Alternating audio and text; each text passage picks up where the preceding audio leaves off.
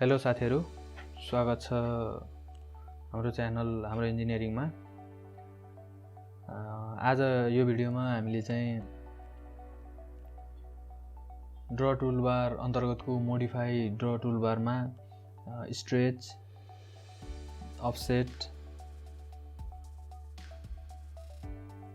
अनि तपाईको स्केल र एरे गर्छौं। एरेमा तपाईको रेक्टेंगुलर एरे, पोलर एरे र फ्री लाइन एरे अथवा तपाईको यो के भन्छ यसलाई पाथ एरे गर्छौं। त्यसको लागि चाहिँ अब हामी चाहिँ स्टार्ट गरौँ है त। Let's start. फर्स्टमा चाहिँ अब हामी चाहिँ मोडिफिकेसन टुलबारको क्विक एक्सेसमा जान्छौं। सो अब हामी चाहिँ यहाँबाट पनि लिन सक्यौं, यो टुलबार चाहिँ युज गर्न सक्यौं। अर्को चाहिँ हामी मोडिफाईबाट यो पनि युज गर्न सक्छौं अथवा हामी चाहिँ कमान्डबाट युज गर्छौं। फर्स्टमा चाहिँ अब म पोली लाइन लिन्छु। पोली लाइन लिएर म फ्री ड्रइङ बनाउँछु।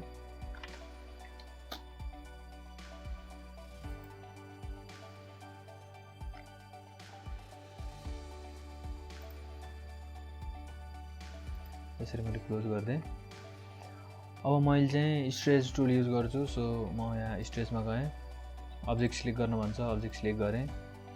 त्यसपछि यसले चाहिँ एउटा पोइन्ट स्पेसिफाई गर भन्छ अथवा तपाईको बेस पोइन्ट स्पेसिफाई गर भन्छ।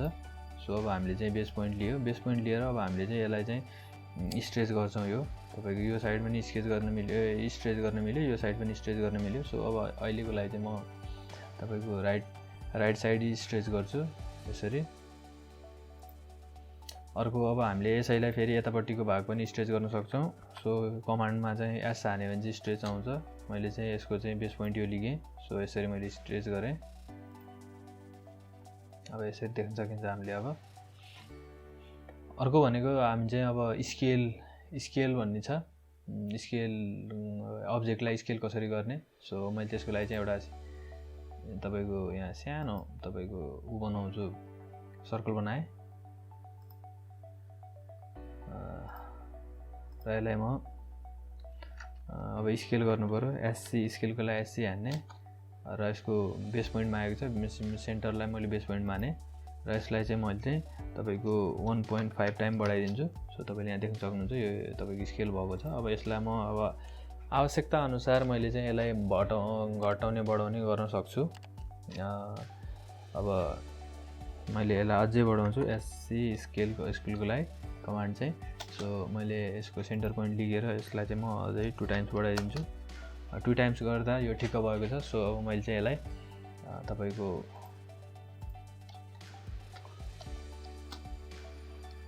कपी गरेर यसलाई चाहिँ म अन्तिममा यसरी लिएर तपाईको फिट गर्दै यसरी। ल अब यसपछि अब हाम्रो चाहिँ तपाईको एरे छ। यसमा चाहिँ फर्स्टमा रेक्टेंगुलर एरे छ। रेक्टेंगुलर एरेमा चाहिँ तपाईको अब हामीले चाहिँ फर्स्टमा चाहिँ एउटा रेक्टेंगल बनाऊ अथवा तपाईको अब हामी सर्कलै बनाए पनि केही फरक पर्दैन। सर्कलमा म चाहिँ यसलाई सर्कल बनाउँछु। म चाहिँ यहाँ चाहिँ तपाईको रेक्टेंगल बनाउँछु। रेक्टेंगल मैले चाहिँ यहाँ सेन्टरमा सानो रेक्टेंगल बनाएँ। यो फ्री स्केचमा गरे मैले। सो अब मैले यसलाई चाहिँ मुभ गर्छु। मुभ गर्नको लागि चाहिँ म यसको सेन्टर लिएर यसको ठ्याक्कै यहाँ यो पोइन्टमा राख्छु।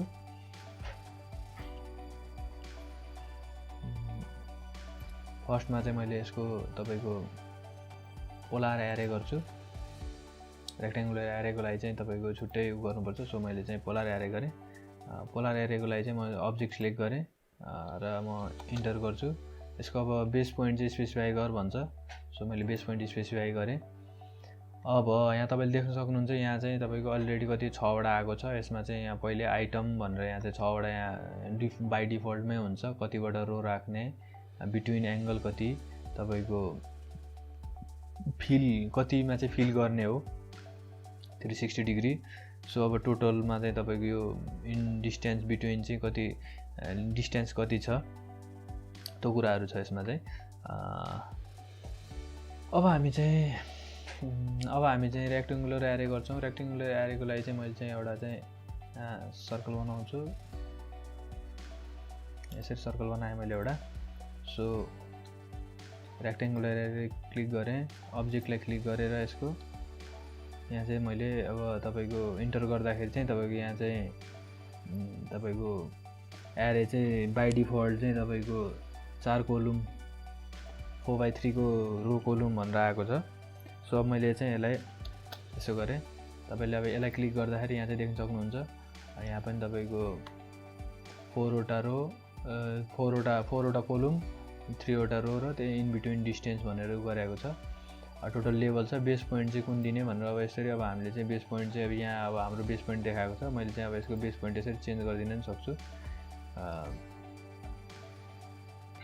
सो अब हामी चाहिँ पाथ एरेमा जान्छौँ। पाथ एरेको लागि चाहिँ अब हामीले फर्स्टमा चाहिँ पोली लाइन लिएर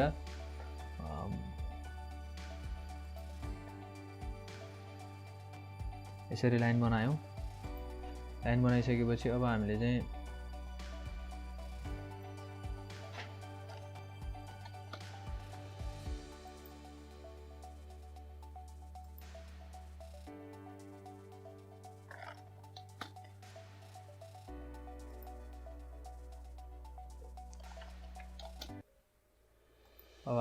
यसरी यसलाई चाहिँ अब जसरी आफ्नो सेप जस्तो चाहिएको छ त्यस्तो अब बनाउन सक्यो। अब हामीले यसलाई चाहिँ मैले चाहिँ यसलाई अहिले यसरी बनाएर क्लोज गरेँ। सो अब मैले चाहिँ अब यसमा चाहिँ पाथमा चाहिँ म तपाईँको एरे राख्छु। सो यसको लागि अब मैले चाहिँ तपाईँको यहाँ पनि सानो सर्कल बनाउँछु। सर्कल यसरी बनाएँ, सानो एकदम सानो सर्कल बनाउँछु। यसरी बनाएँ। अब यसमा हामीले सर्कल बनाएको छौँ। अब सर्कल बनाइसकेपछि अब हामीले चाहिँ अब यो पाथभरि चाहिँ तपाईँको यो सर्कल चाहिँ आओस् भन्ने हाम्रो चाहिँ पाथ एरेको मेन प्रपोज हो। सो मैले चाहिँ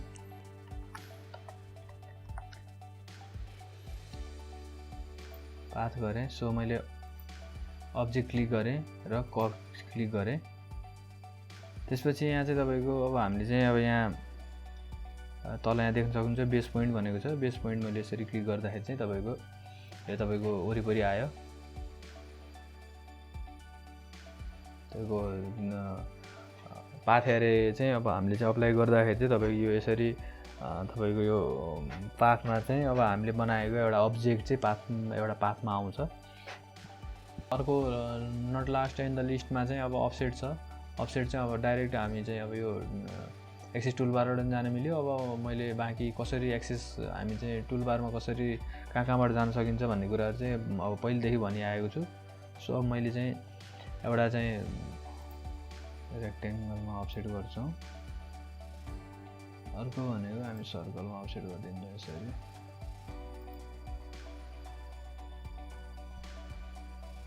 अथवा म यसलाई चाहिँ यसरी डिजाइन गरिदिन्छु म।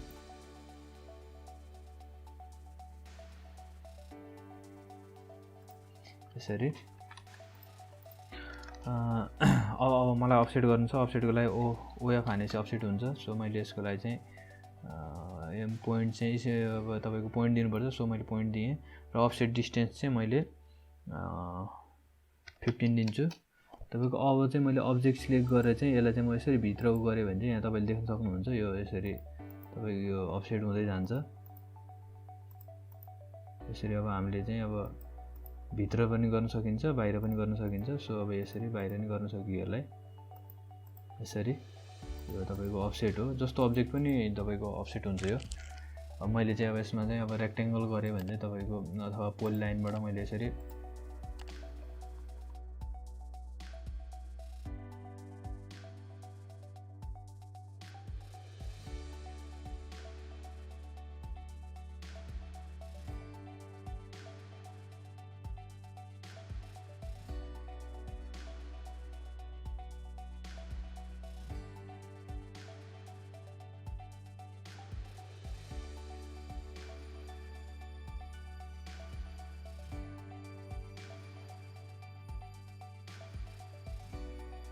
यसरी गरेँ। अब मैले यसलाई चाहिँ तपाईको अफसेटहरु चाहिँ अब यसरी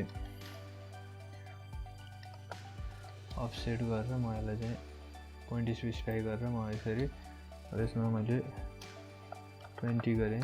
सो मैले अब यसलाई चाहिँ म यसरी अफसेट गर्न सक्छु यसलाई यसरी। अब यो तपाईको यो अफसेटहरु गर्न मजाले गर्न सकिन्छ। अफसेट भनेको तपाईको लाइन पनि अफसेट हुन्छ, अब्जेक्ट पनि अफसेट हुन्छ है। तपाईको बुझाइ फेरि लाइन चाहिँ अफसेट हुन्न भन्ने कुराहरु होला। जस्तो अब मैले यसमा चाहिँ यसरी लाइन ताने। लाइन पनि तपाईको सेगमेन्टहरु पनि अफसेट हुन्छ।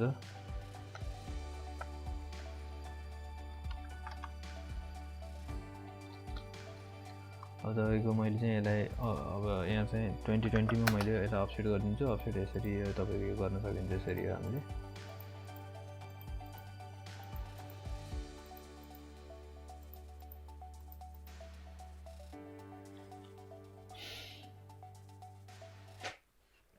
अब चाहिँ हामीले तपाईको लगभग मोडिफाई टुलबारको अब टेन्टेटिभ कुराहरु चाहिँ अब म्याक्सिमम युज हुने कुराहरु चाहिँ तपाईको अब यसमा चाहिँ एक्सप्लेन गर्यौं।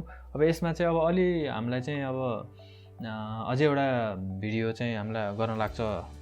तपाईको यसमा चाहिँ अब यहाँ अब डिफरेन्ट अब कुराहरु छ। सेट बाइ लेयर भन्ने छ, अब तपाईको अर्को चेन्ज इन स्पेस भन्ने छ, लेन्थेन छ, तपाईको यो एडिट पोलिलाइन छ।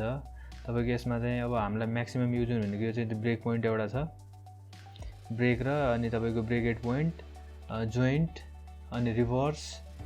तपाईको यो कुराहरु चाहिँ अब हामीलाई अलि बढी युज हुन्छ। हामी चाहिँ अझै एउटा भिडियो लिन्छौं तपाईको यो मोडिफाई टुलबार सकाउनको लागि। सो आजको लागि चाहिँ अब हामीले चाहिँ भिडियो चाहिँ यति नै गर्ने सोचिरहेका छौं। सो तपाईहरुलाई यो भिडियो कस्तो लाग्यो तपाईको सुझाव सल्लाह दिनु होला। लाइक, कमेन्ट र सब्स्क्राइब गर्नु होला। आजलाई यो भिडियो चाहिँ म यही सकाउँछु। So thank you for watching guys. Bye bye, see you next video.